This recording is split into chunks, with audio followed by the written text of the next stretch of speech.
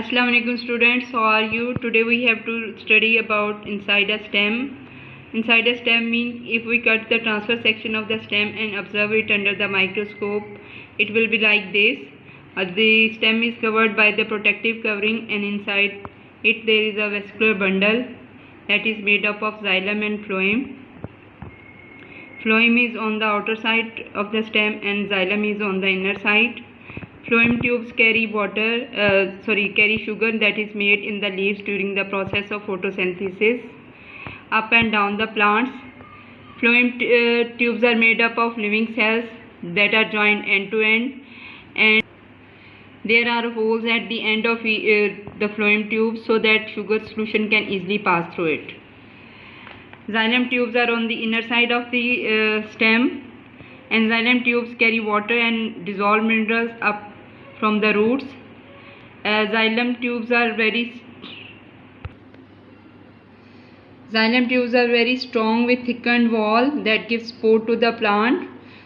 Phloem is a living tissue and xylem is a dead tissue.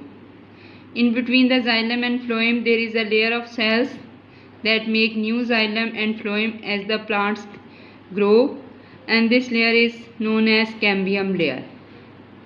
Our next topic is leaves. Leaves are the part of the plant. Leaves are commonly known as food factories of the plant because the leaves are the part of the plant where photosynthesis takes place. Leaves are usually green, although other colors may also exist. Whatever their color, all the leaves contain a chemical that is known as chlorophyll. It is a green color chemical that gives green color to the leaf, and it has the ability to absorb light energy from the sun. Leaves are well suited to their job. Leaves are broad and flat. You can see that this is a broad leaf and it is flat, so that they can absorb maximum amount of sunlight to prepare food by the process of photosynthesis and exchange gases with the surrounding air. Another characteristics of the leaf is that they are very thin so that gases can get to all the cells easily. Leaves have holes that are known as stomata. Stomata let the gases in and out from the surrounding air. The leaves have veins. These are the veins.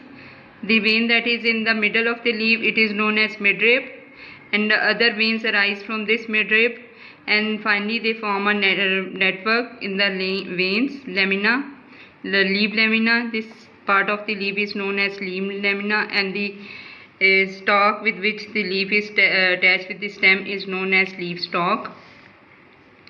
These veins are made from vascular bundles, that is xylem and phloem, and this vascular bundle carry water to the photosynthesizing cells and carry sugar away from it. Veins also help to support the leaf.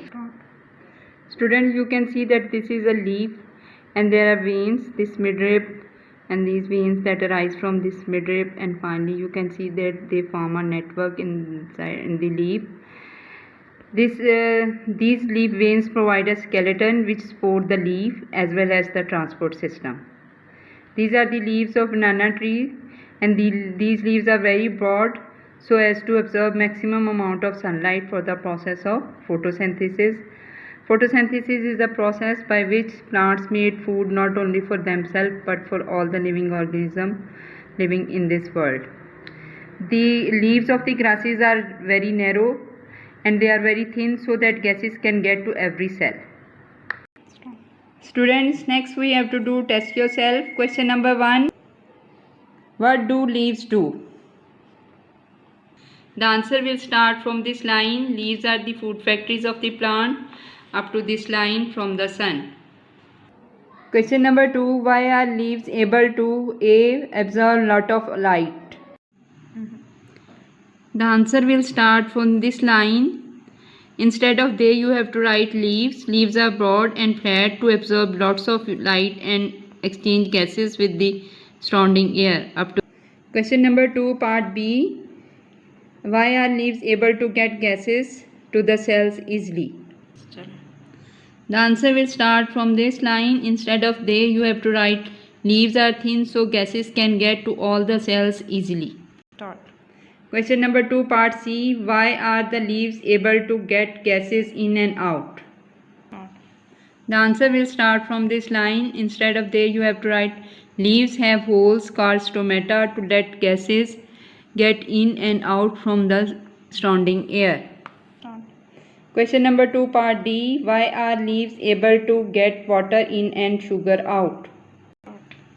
The answer will start from this line. Instead of there you have to write leaves have lots of veins made from vascular bundles up to this line support the leaf. Question number 3a. What are leaf veins? The answer is leaf veins are vascular bundles which form a kind of skeleton. Question number 3, part B. What are they for? Answer is they help to support the leaf, keeping it flat and facing the light. Question number 4. Explain why narrow leaves still do their job well. The answer starts from this line. Grasses leaves are narrow but very thin so gases can get to every cell up to this. Thank you.